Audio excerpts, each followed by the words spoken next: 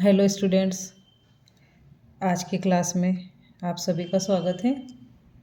आज हम वर्कबुक का अध्ययन करेंगे और कक्षा 9 की गणित विषय में कार्यपत्रक 4।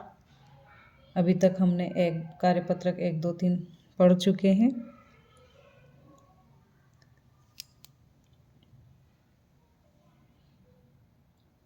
विषय वस्तु है आपकी संख्या पद्धति, अधिगम बिंदु, लस और व मस। लस और मस ज्ञात करेंगे हम।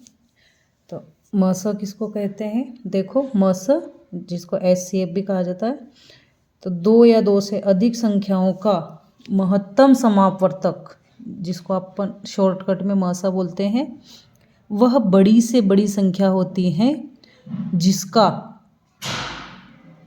जिसका दी गई संख्याओं में पूरा पूरा भाग जाता है। और मस ज्ञात करने के लिए दी गई संख्याओं को अभाज्य गुणनखंड की घातों के रूप में लिखकर उनमें से उभयनिष्ठ गुणनखंडों की उच्चतम घातों को लेकर गुणा करते हैं। ठीक है, तो देखो यहाँ 40 और 32, आपको ये 2 संख्याएं हैं। 40 के अभाज्य गुणनखंड किए हमने और 32 के भी अभाज्य गुणनखंड किए। तो 32 के अभाज्य गुणनखंड ये आए और यहाँ पर 40 के अभाज्य गुणनखंड ये हैं। और यहाँ पर दोनों में जो संख्याएं मिल रही हैं, तो यहाँ पर इस प्रकार से घातों के रूप में लिख लिया है। यहाँ पर 2 की घात 5 और इसको भी 2 की घात 3, 3 बार 2 है तो 2 की घात 3 और गुणित 5। ठीक है, अब यहाँ देखो, यहाँ उभयनिष्ठ उच्चतम घात 2 की घात 3 है। 2 की घात 3 यहाँ है और 2 की घात 5 यहाँ है। 5 यहाँ है लेकिन 5 यहाँ नहीं है। 3 यहाँ है लेकिन इसमें 3 इसमें भी है, क्योंकि 5 ज़्यादा है। तो 2 की घात 3 दोनों में 2 की घात 3 मिल रही। 3 यहाँ भी है और 3 यहाँ भी है। देखो, ये 3 बार इसमें भी है, 2-3 बार इसमें भी है। दोनों में 3-3 बार मिल रहे हैं, लेकिन यहाँ 5 बार है, इसमें 5 बार नहीं है। तो इस प्रकार से हमने 2 की घात 3 को उभयनिष्ठ घात के रूप में ले लिया और यहाँ लिख लिया उभयनिष्ठ घात क्या है? 2 की घात 3। ठीक है, यहाँ लिख लिया दोनों में से। 5 यहाँ पे है लेकिन 5 इधर नहीं है ऊपर वाले में, इसलिए अपने को 5 यहीं छोड़ना है। तो यहाँ जो दोनों में हो वो उभयनिष्ठ कहलाता है आपका। तो उभयनिष्ठ जो दोनों में हो, ठीक है, तो यहाँ 2 की घात 3 दोनों में ही बन रही है आपकी। इस प्रकार से आपका मसा क्या होगा? 2 की घात 3 और इसको 2 × 2 × 2 × 2 करके 8 आ जाएगा। आपका मसा क्या आ जाएगा? इन तीनों का गुणा करने पर 8। ठीक है, तो यहाँ नोट, आप इस चीज़ को याद रखना कि उभयनिष्ठ गुणनखंड नहीं होने की स्थिति में मस का मान क्या होगा? 1 होगा। अगर कोई भी गुणन नहीं मिल रहा है गुणनखंड दोनों में, तो वहाँ उस स्थिति में मस क्या होता है? 1 होता है। ठीक है, अब लस देखो, लस को समझो आप। लस किसको कहते हैं? 2 या 2 से अधिक दी हुई संख्याओं का लस वह छोटी से छोटी संख्या है जिसमें दी गई संख्याओं का पूरा पूरा भाग जाता है। पूरा पूरा भाग जाता है। ठीक है, 2 या 2 से अधिक दी हुई संख्याओं का लस वह छोटी से छोटी संख्या है जिसमें दी गई संख्याओं का पूरा पूरा भाग जाता है। ठीक है, अब आपका तीसरा देखो, लस दूसरा बिंदु इसमें क्या दिया है? लस का लस ज्ञात करने के लिए दी गई संख्याओं को अभाज्य गुणनखंड की घातों के रूप में लिखकर गुणनखंडों की उच्च घातों का गुणनफल लेते हैं। ठीक है, तो यहाँ पर देखो लस कैसे ज्ञात करेंगे। यहाँ 12 और 48 का लस किया है, करना है। तो 12 और 48 के गुणनखंड कर लिए, 2, 2 और 3, यहाँ इसके गुणनखंड ये हैं और इनको इधर लिख दिया है। पेज नंबर 11 पर देखो, अब आपका ये 10 है, पेज नंबर 10, 11 पे देखो। अब इनका लसा क्या हुआ? 2 अधिकतम घात जो है आपकी 2 की घात 4, तो 2 की घात 4 लिख लिया और उसके बाद ये 3 जो दोनों में है वो यहाँ आ गया। ठीक है, और इस प्रकार से 16, इसका 2 की घात 4 का 16 होता है और 3। इसको आप इन घातों में नहीं उलझें और इसको ऐसे समझें कि यहाँ से 2 और यहाँ से 2 अपनों ने यहाँ ले लिया। लसा ज्ञात कर रहे हैं ना, मैं आपको थोड़ा सा और इजी बताती हूँ। मैं आपको लसा कैसे ज्ञात करना है, थोड़ा इसमें किताब में अलग टाइप से बता रखा है आपको इजी। 2 यहाँ भी है, यहाँ भी है 2 ले लिया मैंने। फिर 2 इसमें भी है, ये 2 यहाँ भी है और 2 यहाँ भी है, तो ये 2 ले लिया, दोनों जगह से 2 ले लिए। फिर 3 यहाँ भी है और 3 यहाँ भी है, 3 यहाँ ले लिया। ठीक है, तो यहाँ से ये 2 ये भी आ गया और 3 ये आ गया। ठीक है, जो चीज़ इन दोनों में जो गुणनखंड इन दोनों में मिल रहे थे वो यहाँ लिख लिए मैंने पहले, तो ये तो कहलाता है आपका मस हो जाता है। और जो बाकी बच रहे हैं उन संख्याओं को वापस आप यहाँ लिख लो, जो भी बच रहे हैं उन सबको पीछे लिख लेते हैं 2, फिर ये 2 आपका और यहाँ 3, और इन सब का गुणा कर लो, आपस में इन सब का गुणा कर लेते हैं तो यहाँ 48 आ जाता है गुणा। क्या आ जाता है आपको, ये इजी तरीका रहेगा। ठीक है, ऐसे ही मस भी ऐसे ही जो मिल रहा है आप उनको लिख लो, घातों के चक्कर में नहीं पड़े अपन। घातों के उसमें थोड़ा उलझने वाला काम हो जाता है, तो इसकी इजी तरीका जो है आप यहाँ पे दोनों में जो भी मिल रहा है, जो फैक्टर दोनों में है, आपका गुणनखंड दोनों में है, वो यहाँ लिखेंगे। और दोनों में मिल रहा है वो तो आपका मस हो जाता है, और जो दोनों में मिल रहा है वो तो लिखना ही है, और ये बाकी छूट जाता है, जो आप गुणनखंड छूट गए वो बाकी पीछे लिख लें। ये देखो ये छूट गए थे तीनों, तो मैंने तीनों जो छूट गए थे वो यहाँ लिख लिए, बाकी बचे हुए, और आपस में सबका गुणा कर दिया तो लसा आ गया। तो ऐसे ही आप यहाँ देखो 24 का करूँगी मैं आपके सामने अभी।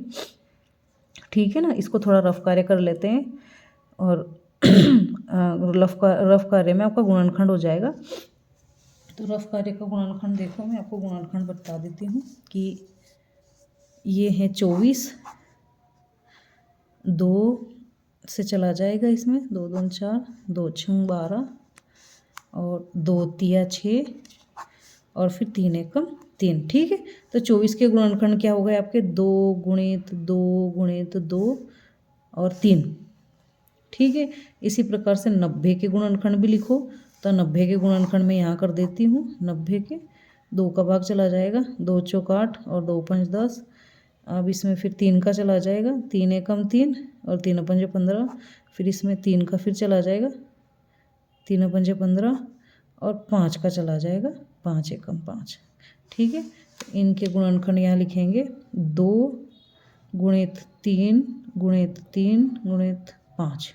ठीक है, तो यहाँ लस भी याद करना है अपने को, और लस और मस दोनों ज्ञात करना है। तो यहाँ इसका मस ज्ञात करते हैं सबसे पहले, मस। तो इन दोनों में यहाँ 2 है और यहाँ 2 है, तो ये 2 यहाँ लिख लिया मैंने। फिर 3 यहाँ है और 3 यहाँ है, यहाँ 3 आ गया। अब 2 यहाँ है लेकिन इस आगे वाले में नहीं है, 2 नहीं है। 5 यहाँ है लेकिन इसमें नहीं है, तो आपका सिर्फ 2 3 6 आपका मस हो जाएगा। अब लस देखो, लस कैसे निकालेंगे कि जो मिल रहे हैं वो तो आपको लिखना ही है, ये 2 गुणित 3 तो मिल रहे हैं दोनों में, तो वो तो लिखना है। बाकी जो बचे हुए हैं वो लिख लेते हैं। तो बाकी कौन सा बचा है, 2 और यहाँ ये 2, और नीचे वाले में कौन सा बच रहा है, 3 गुणित 5। ये आपका मस हो जाएगा। इन सबका आपस में गुणा कर लेते हैं, तो गुणा करो, क्या आएगा, 2 3 6, 6 दून 12, 12 दून 24, 24 3, तो इन सब का गुणा आपका 360 आ जाता है। आप इनको है ना रफ कार्य में आराम से करके देख सकते हो, 360 इसका गुणा हो जाएगा। यहाँ लस, मैं ऊपर वाले प्रश्न का मस नहीं निकाल पाई, तो ये मस भी देखो यहाँ पर मस इसका निकाल लेते हैं। मस क्या होगा, जो दोनों में मिल रहा है, 2, ये 2 दोनों में है तो ये आपका 2 आ गया। फिर ये 2 दोनों में है तो यहाँ 2 लिख लिया, और ये 3 और यहाँ ये 3, तो इस प्रकार से 3 जो तीनों में है, वो तीनों में वही जो मिलता है गुणनखंड, वो तीनों वाला लिख लेते हैं और आपस में गुणा कर देते हैं। 2 दून 4 और 4 3 12, 12 इसका मस हुआ। और ल स ज्ञात करने के लिए 2 × 2 × 3 ये चीज़ तो आना ही है, जो म स में है वही आपका ल स में भी होगा। और जो छूट गई हैं, जो गुणनखंड छूट गए हैं उनको लिख लेना है। तो कौन कौन से छूट गए थे आपके? 2 × 2। अच्छा यहाँ गलत हो गया फिर तो, ये 2 × 2 ही बचा है। ठीक है, यहाँ से 2 तो ये आ ही गया था, फिर ये 2 यहाँ आ गया था, और फिर ये 3 भी आ गया यहाँ पर, और इस 3 को फिर मैंने ये 3 यहाँ आ चुका है एक बार, इसको डबल लिख लिया था तो ये गलत हो गया आपका। तो 2 दून 4, 4 तिया 12, 12 दून 24, और 24 दूना 48। ये ठीक है, तो ये लिखने में गलत आ गया था आपका। ये ल स और म स। ठीक है, कैसे निकालना? अब आपको यहाँ पर 12 के गुणनखंड करो, फिर 24 के गुणनखंड करो, और 36 के गुणनखंड करना है। देखो आपको मैं करके बताती हूँ। अब यहाँ पर मैं 12 के गुणनखंड करती हूँ आपके सामने। देखो 2 से जाएगा इसमें, 2 × 12, 2 तिया 6 और 3 एकम 3। तो ये 12 के गुणनखंड 2 × 2 × 3। ठीक है, 24 के गुणनखंड देखो आप, 2 एकम 2, 2 दून 4, 2 × 12, 2 तिया 6 और 3 एकम 3। तो 24 के गुणनखंड हो जाएंगे 2 × 2 × 3 × 3। इसी प्रकार से 36 के गुणनखंड देखो, 2 से जाएगा इसमें, 2 एकम 2, 2 8 16, 2 9 18, फिर 3 से जाएगा, 3 तिया 9 और 3 एकम 3। तो 2 × 2 × 3 × 3।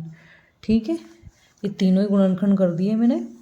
अब इनको म स भी ज्ञात करना और ल स भी। तो इसका म स ज्ञात करेंगे पहले अपन। तो म स ज्ञात करने के लिए जो तीनों में है वो लिख लें। 2 यहाँ भी है, 2 यहाँ भी है, इसको गोला लगा लेते हैं, और 2 यहाँ भी है। तो ये 2 आ गया। फिर 2 यहाँ भी है, 2 यहाँ भी है, और 2 तीनों में ही मिल रहा है तो 2 फिर से लिख लिया। 3 यहाँ भी है, 3 यहाँ भी है, और 3 यहाँ भी है तो 3 लिख लिया। ठीक है, और 3 यहाँ है लेकिन इसमें नहीं है तो इसलिए ये नहीं लिखे जाएंगे। तो अब आपको सिर्फ इनका गुणा कर लो, 2 दून 4 और 4 तिया 12, 12 क्या आएगा? म स। अब आप ल स देखो, इसका ल स में क्या करना है कि जो म स में ज्ञात किया वो तो आपको लिखना ही है, और जो छूट गए हैं उनको भी लिख लो। जो छूट गए हैं, आपका 3 यहाँ छूट गया था और 3 यहाँ भी छूट गया था, ये 3 भी ले लिया और ये 3 भी ले लिया। तो इस प्रकार से आपका ल स हो जाएगा। इनका सब में आप आपस में गुणा कर लो।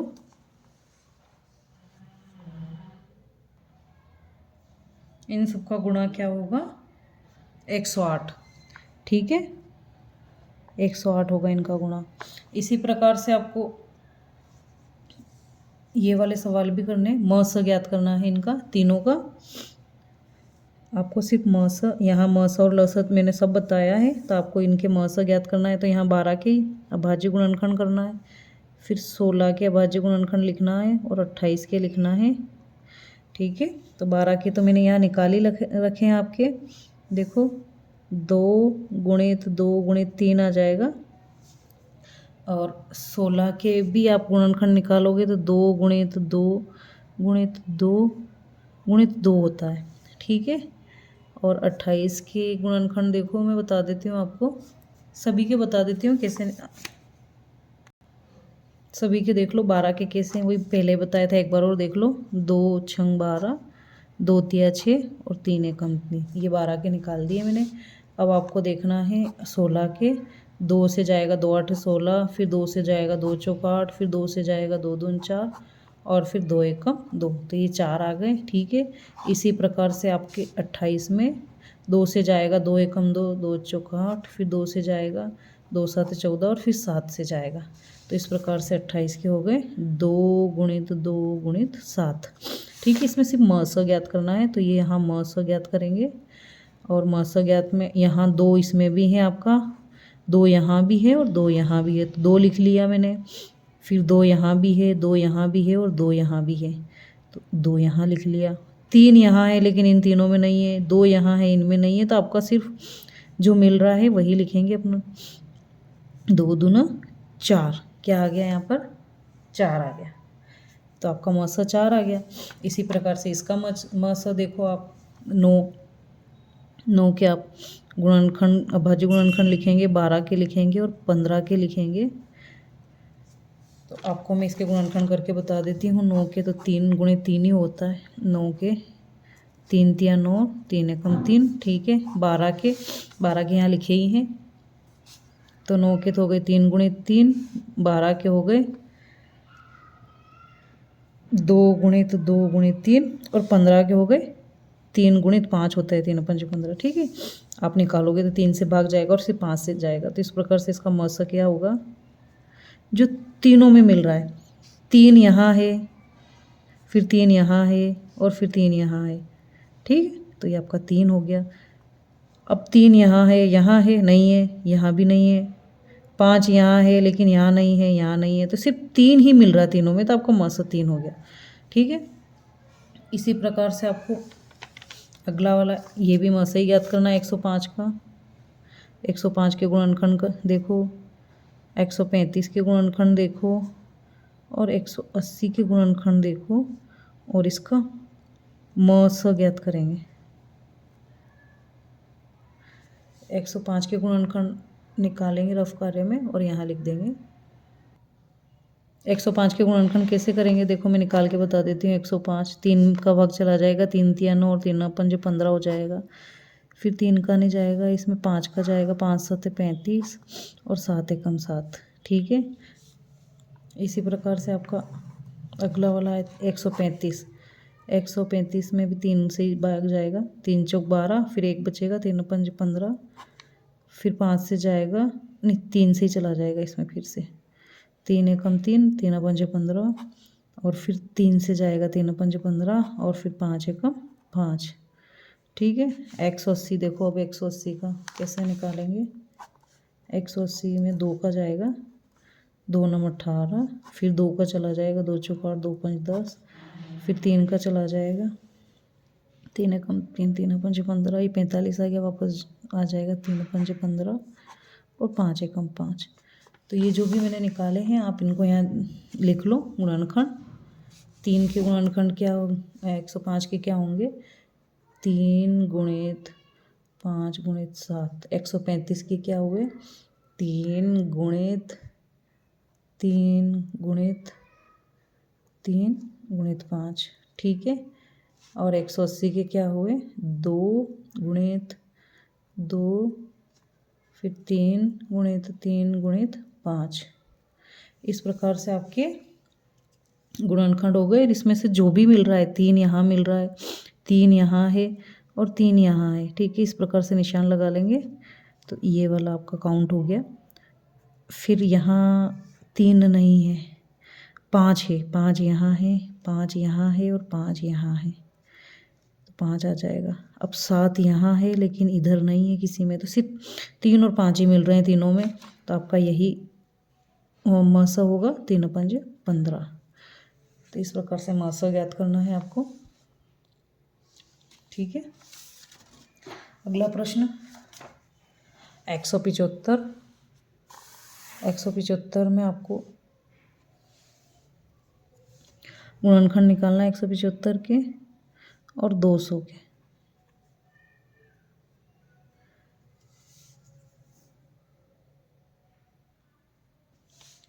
देखिए आपको 175 के गुणनखंड करके बताती हूँ मैं यहाँ पर।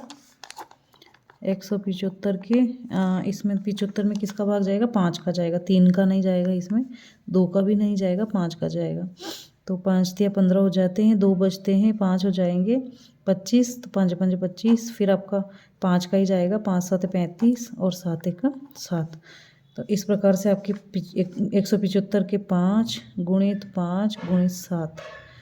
और ऐसे ही आपका 200 का देखो, 200 में 2 का चला जाएगा, फिर 2 का जाएगा, 2 पंज 10, फिर आपका इसमें 2 का चला जाएगा, 2 दून 4, 2 पंज 10, फिर इसमें 5 का जाएगा और फिर 5 का। तो इस प्रकार से आपके 200 के गुणनखंड क्या आते हैं, 2 गुणित 2 गुणित 2 गुणित 5 गुणित 5, ठीक है। तो यहाँ म से ज्ञात करना है हमको। म से यहाँ 5 है, यहाँ भी 5 है, 5 आ जाएगा। और यहाँ भी फिर एक 5 और है, 5 यहाँ भी है, तो ये 5 और आ गया। 7 इसमें है लेकिन इसमें नहीं है, 2 यहाँ है लेकिन यहाँ नहीं है, तो सिर्फ आपका 5 में 5 का गुणा करेंगे तो 25 मासा आएगा। सिर्फ जो दोनों में मिलता है वही मासा होगा। ठीक है, देखिए अगला प्रश्न आपका निम्नलिखित को हल कीजिए। तो यहाँ 16/5 प्लस 23/6 भिन्न दी हुई है आपको, इनको जोड़ करना है, दोनों के बीच में प्लस लगा हुआ है, तो दोनों का क्या करना है, जोड़ करना है। तो इसको जोड़ करने के लिए क्या करना पड़ेगा, हर का लघुत्तम लेकर, ये जो हर में है ना संख्याएं 5 और 6 हर में लिखी हुई है, हर का भाग लघुत्तम में देकर भागफल को अंश से गुणा करने पर, हर का लघुत्तम लेकर हर का भाग लघुत्तम में देकर भागफल को अंश से गुणा करते हैं। मतलब इन दोनों का गुणा, इन दोनों का लघुत्तम ले लिया, 30 आ गया, 5 और 6 का लघुत्तम क्या आया 30, और फिर इस 5 का भाग देंगे, हर है ना ये, इस 5 का हर का भाग देने पर, यहाँ लिखा है ना हर का भाग लघुत्तम में देने पर, तो ये लघुत्तम आ गया, इस 5 का भाग देंगे 30 में, 6 आएगा, और उस 6 का गुणा कर देंगे अंश में, इस 16 में गुणा कर देंगे 6 का। ठीक है, यहाँ प्लस, तो प्लस लगा दिया, फिर इस 6 का भाग इस 30 में दिया, 5 आया, और इस 5 का गुणा 23 में कर दिया। तो इस प्रकार से आपका यहाँ गुणा कर दिया, 16 में 6 का 96 आ गया, और 23 में 5 का गुणा किया 115 आया, और फिर इन दोनों को जोड़ लिया 211/30। तो ये इस प्रकार से इसका जोड़ होता है। ठीक है, अगला आप देखो, यहाँ पर अगला प्रश्न दूसरा आपका जो है 2, 3 और 6, इनका लसा निकालो आप। 2, 3 और 6 का लसा मैंने जो बताया उसी तरीके से निकालना है आपको लसा। इनका जो लसा होगा 6, क्या होगा इनका लसा 6। ठीक है, अब यहाँ लसा नीचे लिखेंगे, 6 हमने नीचे लिख दिया। अब लघुत्तम जो आ गया, ये लघुत्तम 6 आ गया, अब इस 2 का भाग इस 6 में देंगे तो क्या आएगा, 2 तिया 6, 3 आया, और उस 3 का गुणा इसमें कर देंगे ऊपर। ठीक है, इस एक लिखा है यहाँ ये, फिर इसी प्रकार से फिर इस 3 का भाग इसमें फिर देंगे, 3 दूना 6, 2 आया, तो 2 का गुणा ऊपर कर देंगे इसमें अंश में, फिर 6 का गुणा 6 का भाग 6 में देंगे, तो 6 कम 6, और 1 का गुणा इसमें कर दिया। अब गुणा कर लो, 3 में 1 का गुणा 3 आ गया, 2 में 1 का गुणा 2, और 1 में 1 का गुणा 1। इन सबको जोड़ लो, 3 और 2 5 ने 1 6,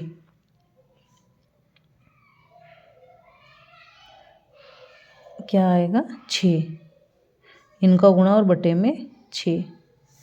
ठीक है, 6/6 आएगा। आप इसको काट भी सकते हैं, बराबर 1 भी आ सकता है, 6 में 6 का भाग देंगे तो 6 कम 6 आपका 1। ठीक है, इस प्रकार से एक आंसर हो जाता है इसका। अगला प्रश्न देखो, ये आपका चौथा है, तीसरा देखते हैं यहाँ पर। तीसरा 3, 4 और 2, इन सब का क्या लेना है आपको, लस। पहला है तो अपने को 3, 4 व 2 का लस क्या होगा, निकालो। इन संख्याओं का लस क्या होता है, लघुत्तम 12। ठीक है, अब यहाँ क्या करेंगे कि ये 12 लिख देंगे नीचे, और ये जो संख्या है 2, 3 का भाग 12 में देंगे तो 3 चौक 12, 4 आएगा, 4 यहाँ लिख दिया, और इस 2 में गुणा हो जाएगा 4 का, फिर ये प्लस लगा दिया, फिर 4 का भाग देंगे इसमें 12 में, 4 तिया 12, 3 आया, 3 यहाँ लिख दिया, और ये 3 आपका ऊपर लिखा ही है। ठीक है, और इस 2 का भाग फिर इस 12 में देंगे, 2 छंग 12 तो 6, और इसमें 1 में गुणा हो जाएगा 6 का। ठीक है, अब आपका यहाँ तो 12 है, इन सब का गुणा कर लो, 4 दूना 8 प्लस 3 तिया 9 प्लस 6 का 6। ठीक है, अब इन सब का जोड़ कर लो ऊपर, 8 और 9 क्या होंगे 17, और 17 और 6 23, 23/12, 23/12 आंसर होंगे। ठीक है, अब इसका भी देखो आपको 7, 3 व 6 का लस ज्ञात करना है। क्या ज्ञात करना है? लस निकालो जल्दी से।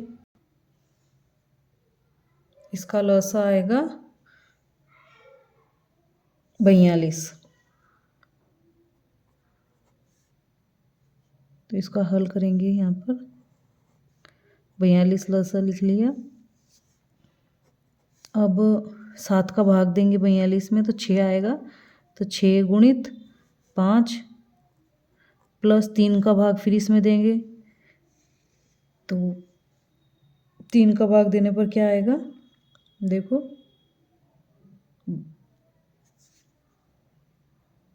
42 में 3 का भाग देंगे ना। 42 में 3 का भाग देते हैं तो 14 आते हैं। 14 और 14 में 1 का गुणा कर देंगे यहाँ पर, प्लस 6 में 6 का भाग देंगे 42 में तो क्या आएगा?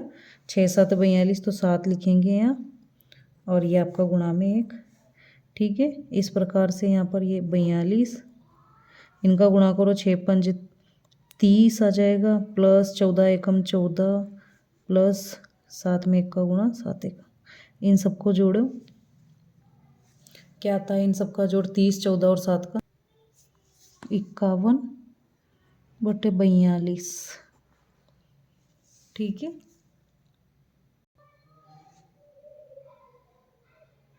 अगला प्रश्न आपका चौथा। 4/5 और 5/6 दोनों भिन्नों की तुलना करते हैं कि कौन सी भिन्न बड़ी है। तो यहाँ तुलना करना है अपने को कि कौन सी भिन्न बड़ी है। तो कैसे करेंगे? देखो इसका एक हल करके बताया हुआ है आपको प्रश्न ये वाला। यहाँ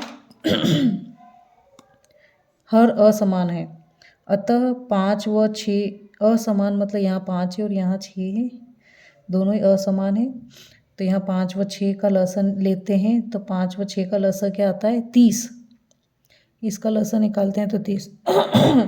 तो दोनों भिन्नों के हरों को समान करने पर, दोनों भिन्नों जो भिन्नों का हर है इसको समान करेंगे। ठीक है, तो यहाँ 4/5,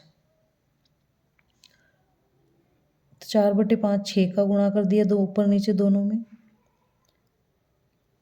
तो यहाँ 6 चौक 24 हो गया और ये 30 हो गया। तो यहाँ 24/30 भिन्न क्या बन गई? 24/30। इसी प्रकार से 5/6 में 5/6 यहाँ लिखा है और इसमें 5 का गुणा कर दिया तो ये तो 25 हो गया ऊपर और यहाँ 30 हो गया। तो हर समान हो गया। अब हर समान हो गया तो हर समान होने पर जो संख्या ऊपर बड़ी संख्या आती है वो बड़ी होती है। तो यहाँ पर 25/30 क्या है? भिन्न बड़ी है। तो यहाँ 25/30 किसका मान है? ये 25/30 5/6 का, तो ये 5/6 और बड़ा है किससे? 4/5 से। 4/5 से बड़ा है 5/6, है ना। ठीक है, और अब इसको एक और तरीके से भी कर सकते हैं। आपको एक और विधि और दे रखी है यहाँ पर, ये क्रॉस गुणा कर लिया। इन दोनों भिन्नों में क्या कर लिया? दोनों को यहाँ लिख दिया। इस 4 और 6 का गुणा कर दिया इधर 4 ऊपर लिखा है तो 4 को पहले लिखना है और 6 बाद में, तो 6 यहाँ आ जाएगा। फिर इधर 5 ऊपर लिखा है, जो ऊपर संख्याएं लिखी हैं वो पहले लिखना है आपको, और फिर क्रॉस गुणा है तो ये क्रॉस गुणा नीचे वाली संख्याएं गुणा में चली जाएगी। तो ये आपका इस प्रकार से गुणा करेंगे तो यहाँ 24 आ जाता है, 4 छंग 24 और यहाँ 5 5 25 आ जाता है। अब बड़ी संख्या कौन सी है दोनों में? 25। तो 25 किस तरफ आ रहा? इस वाले भाग में आ रहा, 5/6 वाले भाग में 25 आ रहा। तो ये 5/6 बड़ी है। तो ये दो तरीके हैं इसको पता करने के। आपको जो तरीका अच्छा लगे लसा निकाल के कर सकते हैं। दोनों का 30 लसा होगा तो यहाँ 30 से भी आप इसका किसका गुणा किया? 6 5 30, मतलब 6 का गुणा किया तब जाके 30 आया। और इसमें भी यहाँ 5 का गुणा किया तो 30 आया। तो समान इसका जो लसा निकलेगा वो 30 समान हर बनेगा इसमें। इस प्रकार से इसको कर सकते हैं। और अगर वो नहीं करना चाहो तो इस विधि से भी आप कर सकते हो कि 4 पहले लिख लिया और 5 पहले लिख लिया। ठीक है, यहाँ कोई चिन्ह नहीं लगाना है आपको दोनों के बीच में। और यहाँ ये भाग में है तो गुणा में चला जाएगा 6, और यहाँ भी इधर गुणा में चला जाएगा, और गुणा करने पर बड़ी संख्या है 25 हो रही है, मतलब 5/6 वाली संख्या। तो यहाँ 5/6 वाली संख्या बड़ी है, ऐसे भी निकाल सकते हैं। ठीक है, तो आगे देखिए। मुझे तो दूसरा वाला तरीका ज़्यादा अच्छा लगा। कैसे, देखिए मैं आपको बताती हूँ दूसरा वाला तरीका। यहाँ 5 लिख लिया और इधर 13 लिख लो। ठीक है, ऊपर यहाँ 5 और यहाँ 13, 15 इधर आ जाएगा और ये 6 का गुणा इधर हो जाएगा। 15 पंजे क्या होते हैं 75, और 13 का पारा 6 तक बोलो आप, बोलने पर क्या आएगा 78। इन दोनों में बड़ी कौन सी 78 है, तो ऑफकोर्स 13/15 बड़ा होगा। तो यहाँ अपने को लिखना है 5/6 से बड़ा है 13/15। ठीक है, इसी प्रकार से इसको भी उसी तरीके से कर लेंगे। 4 यहाँ लिखेंगे और 1 इधर लिख लेंगे, फिर 15 इधर और 30 यहाँ। पहले तो जो ऊपर ऊपर वाली संख्याएं 4 और 1 लिख ली, फिर 15 का गुणा इधर हो जाएगा और 30 का गुणा यहाँ हो जाएगा।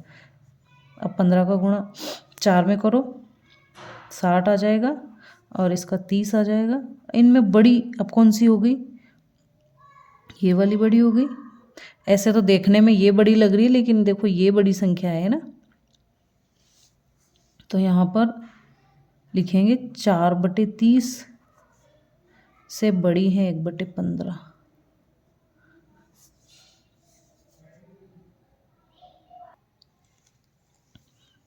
देखो, जहाँ हर समान होते हैं, आपके यहाँ हर समान है, यहाँ अंश समान दे रखे हैं, और यहाँ हर और अंश दोनों ही अलग अलग दे रखे हैं।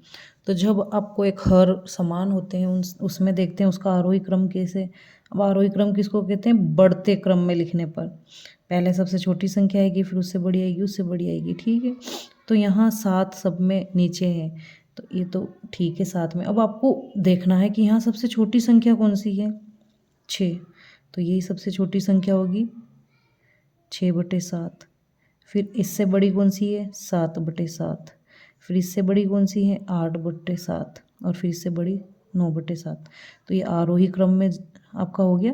अगर नीचे हर समान हो तो आपको सिर्फ ऊपर वाली संख्याएं देखनी है कि कौन सी बड़ी छोटी, आप उसको उस क्रम में जमा दो, ये आरोही क्रम हो जाता है। अब यहाँ इसका विपरीत हो जाता है, उल्टा। जब आपका क्या होता है यहाँ पर अंश समान होता है, तो आरोही क्रम में कैसे लिखेंगे इसको। तो यहाँ तो हर समान होने पर हमने क्या किया था, इसका विपरीत यहाँ करना है। तो इसका विपरीत करेंगे तो जो बड़ी संख्या है वो यहाँ पहले आ जाएगी 5/8, है ना। 8 बड़ी है, फिर 7 वाली आ जाएगी, और फिर 5/6 आ जाएगी। तो ये आरोही क्रम में हो गया, बढ़ते हुए क्रम में हो गया आपका। ठीक है, अब इसमें देखो यहाँ इसका लॉजिक क्या होगा, इसको कैसे करेंगे, इसमें इसको भाग दे के देख लेते हैं। 5 में 7 का भाग दे लो, फिर 3 में 8 का भाग दे लो। तो यहाँ इसको इस प्रकार से करेंगे कि दशमलव तो लगेगा ही, इसमें 50 हो जाएगा, तो 7 7 49 हो गया। फिर यहाँ जीरो, यहाँ इसमें क्या होगा, इसमें भी 0 दशमलव लगता है, फिर 30 हो जाएंगे। तो 8 दूनी 16, 8 तिया 24 होगा, फिर 8 चौक 32, तो 8 तिया 24 ही होगा इसमें। और यहाँ 0 लग जाता है और दशमलव, तो 6 कम 6। ठीक है, तो अब इसको आरोही क्रम में तो सबसे छोटी संख्या कौन सी हुई 1, 3 और फिर 7। इसको उल्टा कर दो, 1/6 आपका छोटी संख्या, फिर ये 3/8 छोटी संख्या है, और फिर 5/7 बड़ी संख्या आ गई ना। ये 7 आ गया तो बड़ी है। तो इस प्रकार से आपका ये आरोही क्रम हो गया। जब अंश और हर अलग अलग हो, और यहाँ अंश समान हो और यहाँ हर समान हो, तो कैसे करना है। ठीक है, अब अवरोही क्रम, अवरोही क्रम मतलब सबसे बड़ी संख्या पहले लिखी जाती है, फिर छोटी संख्या, फिर उससे छोटी, इस प्रकार से अवरोही क्रम। तो यहाँ अवरोही क्रम में आपका जब अंश समान हो, तो अंश समान है तो उल्टा करना है, सबसे बड़ी पहले लिखना है। तो बड़ी पहले लिखना है मतलब सबसे छोटी पहले लिखना है। तो यहाँ पर सबसे छोटी संख्या को पहले लिखना है।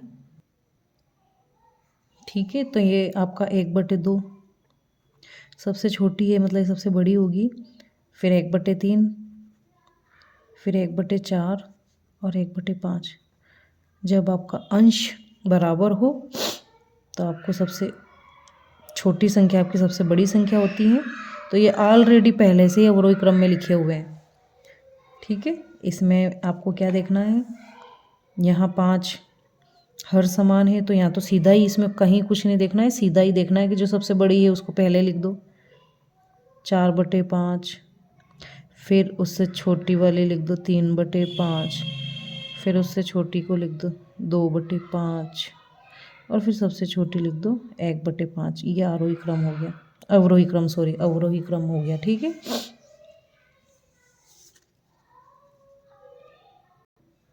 ठीक है, तो ये इस प्रकार से अवरोही क्रम में लिखना है हमको। इस प्रकार से आपका कार्यपत्रक 4 कंप्लीट होता है। आपने पूरा वीडियो देखा है, इसके लिए बहुत बहुत धन्यवाद। आपको कैसा लगा वीडियो, इसके लिए कमेंट कीजिए।